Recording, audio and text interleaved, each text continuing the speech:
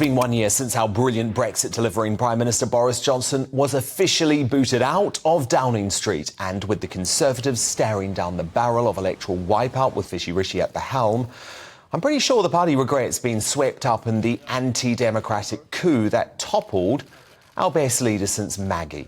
Here's a reminder of Bojo's typically bombastic sign-off outside number 10. The baton will be handed over in what has unexpectedly turned out to be a relay race. They changed the rules halfway through, winning the biggest majority since 1987, the biggest share of the vote since 1979, delivering Brexit, delivering our manifesto commitments, including, by the way, including social care. Like Cincinnatus, I am returning to my plough. For now. But was booting Boris out as Prime Minister the biggest mistake made by the Conservative Party?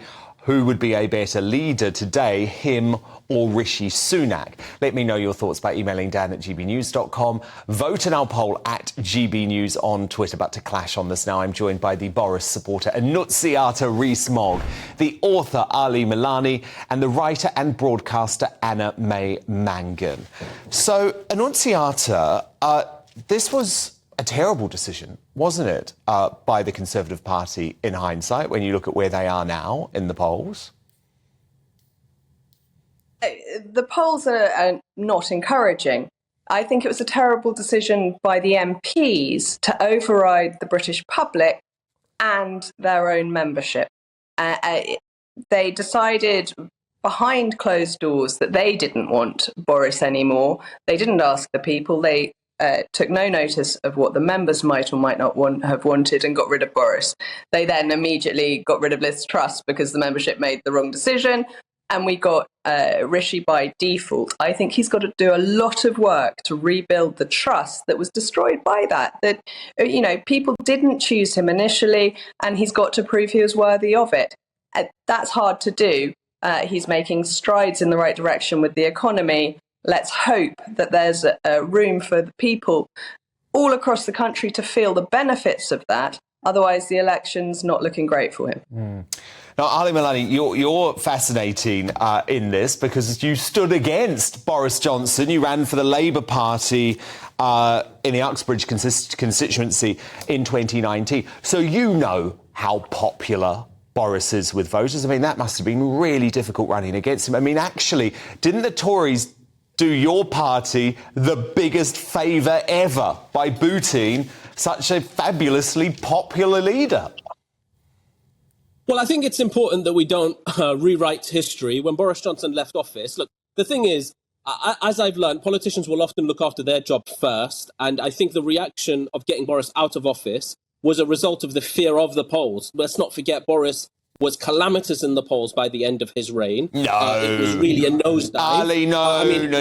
It's not an opinion. No, Ali, Dan, we've got an opinion. People can go check the polls. No, but I'll just give you the facts. I'll just give you the facts on this. Before he was deposed, because remember, there was that leadership contest that really damaged the Tories. But before he was deposed, Boris was between 4 and 5 points behind the Labour Party. And actually, yes, in midterm, that's a pretty good place to be. Look at how far behind they are now. I mean, if we remember when Partygate really kicked off, the nosedive in the polls from Boris Johnson is what shook Conservatives to the bone. And that's the result, I think, we saw in them getting rid of Boris Johnson. Everyone would have realised that Partygate was just a witch hunt and a stitch-up, Ali. Come on. You don't give a damn about Partygate, do you really? Dan, listen. I want you to listen to me very, very carefully. Okay, I lost my father as a result of COVID. Yes. My dad died as a result of the Yes, I lost a relative as a result of COVID as well.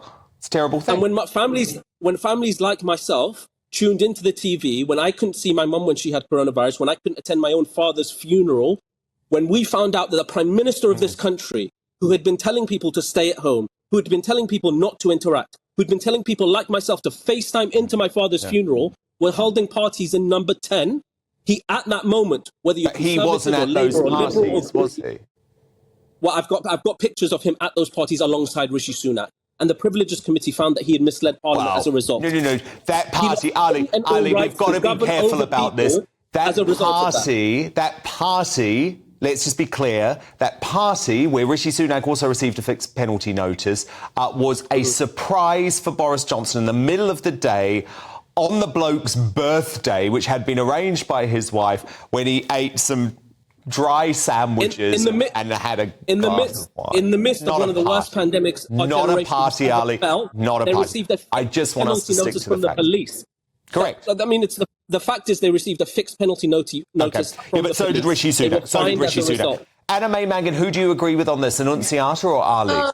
I can't believe, Dan, that you're saying it's not a party. There's so many people who died with relatives who were looking at them through the window or having to listen to them die on the phone. That's disgraceful. Who'd love to have a party. Anna, that's disgraceful, but those lockdown rules should never have been in place, and I fought against them.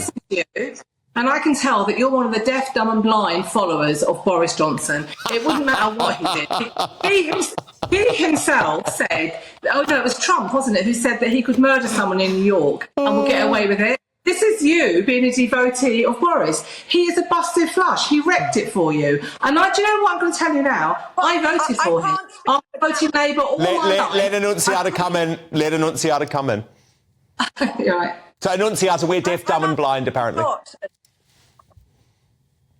Well, I'm absolutely not a die-hard supporter of Boris, but I think it's indisputably undemocratic for the Conservative MPs to have decided to depose him just after he'd won a huge majority.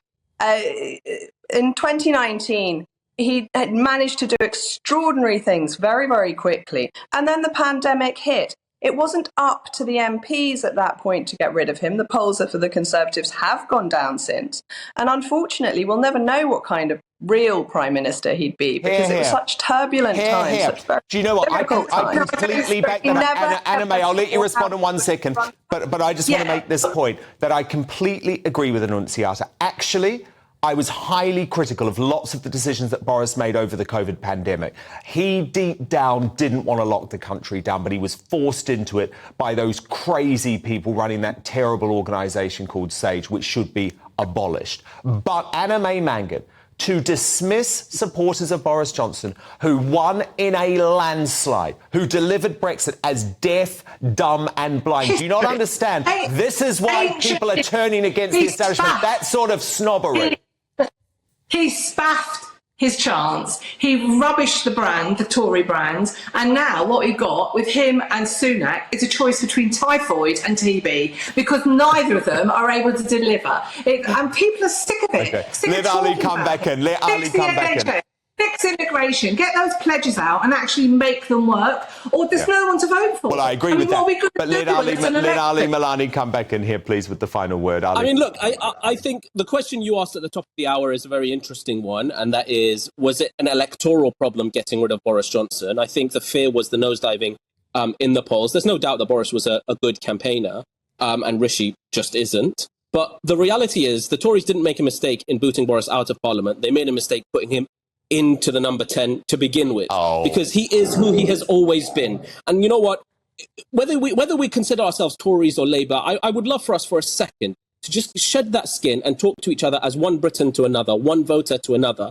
This man was found by the Privileges Committee, a majority Conservative committee, to have lied to Parliament, to have misled Parliament. Do you know what, Ali? Do you know what I call the Privileges Committee? Do you know what I call the Privileges Committee? A kangaroo court. And it's a kangaroo court led by that bloke, Chris Bryant. So I'm sorry. It was a majority Conservative committee. The majority of the committee were Conservative. Ali Milani, Annunziata, Rees-Mogg, Anna May Mangan.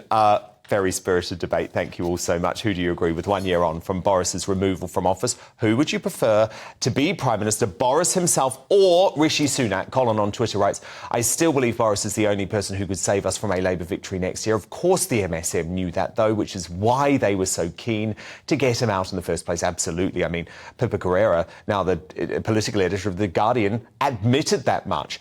John, this is via the email, writes, Boris, for all his communication skills, has no moral compass in politics and is therefore unacceptable as a politician. Rishi, for all his lack of communication skills, is totally honest. He will come through.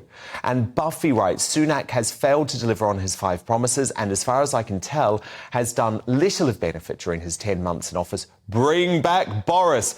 And your verdict is now in. Goodness me.